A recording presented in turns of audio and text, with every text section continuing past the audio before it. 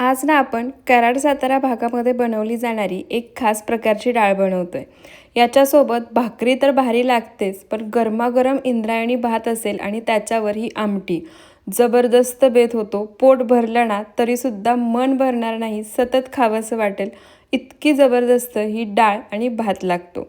चला तर मग रेसिपीला पटकन सुरुवात करूया। त्यासाठी इथे एका कुकरमध्ये मी अर्धी वाटी पांढरी दारकूची डाळ घेतली आहे, ती काढायची।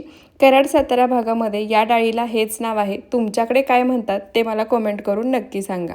आता ही डाळ एक 3 ते 4 वेळा आपण स्वच्छ पाण्याने धुवून घेऊयात। तर इथे पहा, डाळ एक 2 ते 3 वेळा मी स्वच्छ पाण्याने धुवून घेतली आहे।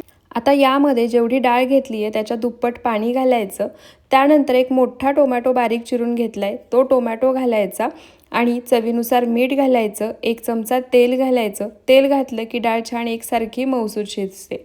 त्यानंतर कुकरचं झाकण लावायचं, कुकर गॅसवर ठेवायचं। मध्यम आचेवर कुकरच्या 3 शिट्ट्या करायच्या। गॅस बंद करून कुकर पूर्णपणे थंड करून घ्यायचा। डाळ शिजतीये तोपर्यंत एक वाटण तयार करून घेऊया। त्यासाठी मिक्सरच्या भांड्यामध्ये सुकं खोबरं, कोथिंबीर, जिरं आणि लसूण काढायचं। लागेल असं थोडंसं पाणी घालायचं आणि आता हे सर्व साहित्य मिक्सरला फिरवून वाटून घ्यायचं। वाटण थोडंसं जाडसरच ठेवायचं आहे, पूर्ण बारीक स्मूथ अशी पेस्ट याची तयार करायची नाहीये। तर आता हे सर्व साहित्य मी मिक्सरच्या भांड्यामध्ये काढून घेतलं आहे। मिक्सरला फिरवून जाडसर असं वाटण तयार करून घेते। लागलंच तरच यामध्ये थोडंसं पाणी घालायचं आहे। तर इथे पहा, थेंबभरही पाणी न वापरता सर्व साहित्य मिक्सरला फिरून मी जाडसर असं वाटून घेतलं आहे। इथे आपला मसाला तयार झाला आहे। मसाला तयार करून होईपर्यंत इथे डाळसुद्धा शिजली आहे। कुकरचं झाकण काढायचं। डाळ या ठिकाणी तुम्ही पाहू शकता अगदी छान मऊसूत शिजली आहे। आता ही डाळ मी घोटून घेणार आहे आणि त्यासोबतच डाळीला तडकासुद्धा तयार करूया। त्यासाठी गॅसवर मी कढई गरम करायला ठेवली आहे। कढई गरम झाली की आता यामध्ये 2 मोठे चमचे तेल घालायचं। तेल गरम झालं की आता यामध्ये जे आपण वाटण तयार करून घेतलं आहे ते वाटण घालायचं आणि त्यासोबतच इथे मी 10 ते 12 कढीपत्त्याची पानं घेतली आहेत, तो कढीपत्तासुद्धा घालायचा। कढीपत्ता मसाला घातल्यानंतरच घालायचा, म्हणजे तेलामध्ये उडत नाही आणि करपतसुद्धा नाही। आणि आता हा मसाला कच्चेपणा जाईपर्यंत आणि छान तेल सुटेपर्यंत परतून घ्यायचा। तर इथे पहा, मसाला मी छान तेल सुटेपर्यंत आणि कच्चेपणा जाईपर्यंत परतून घेतला आहे।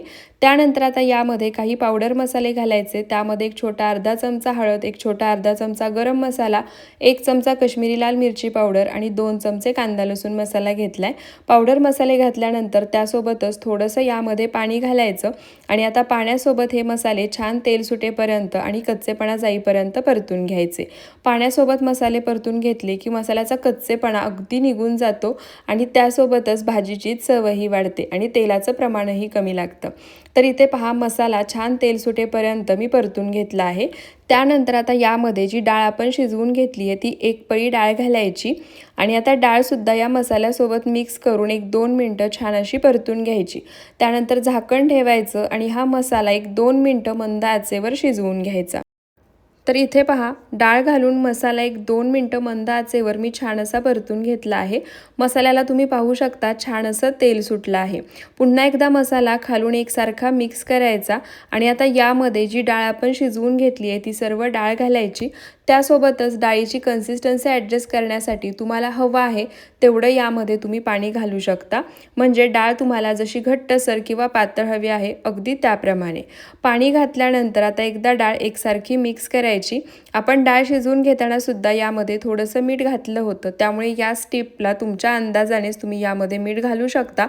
तर इथे मी 1 छोटा चमचा मीठ घातला आहे आणि आता मोठ्या आचेवर डाळीला एक उकळी काढायची।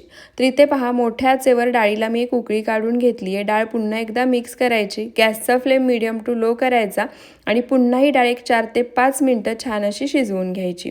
तर इथे पहा, मीडियम टू लो फ्लेमवर डाळ एक 4 ते 5 मिनटं मी छान अशी शिजवून घेतली आहे। या ठिकाणी तुम्ही डाळीची कन्सिस्टन्सी पाहू शकता। ही डाळ चुरलेल्या भाकरीसोबत किंवा गरमागरम इंद्रायणी भातासोबत जबरदस्त लागते, एकदा नक्की बनवून पहा। त्यानंतर यामध्ये वरून बारीक चिरलेली कोथिंबीर घालायची आणि गरमागरम भातासोबत आता ही डाळ मी सर्व करणार आहे। तुम्हाला ही डाळ कशासोबत आवडते ते सुद्धा मला कमेंट करून नक्की सांगा। आणि तुम्हाला जर आजचा हा रेसिपी व्हिडिओ थोडासा जरी आवडला असेल तर व्हिडिओला जास्तीत जास्त शेअर करा, एक लाईक नक्की करा। आणखी अशाच रेसिपीज पाहायच्या असतील ना तर ते सुद्धा मला कमेंट करून नक्की सांगा।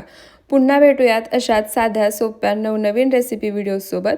व्हिडिओ शेवटपर्यंत पाहिल्याबद्दल खूप खूप धन्यवाद.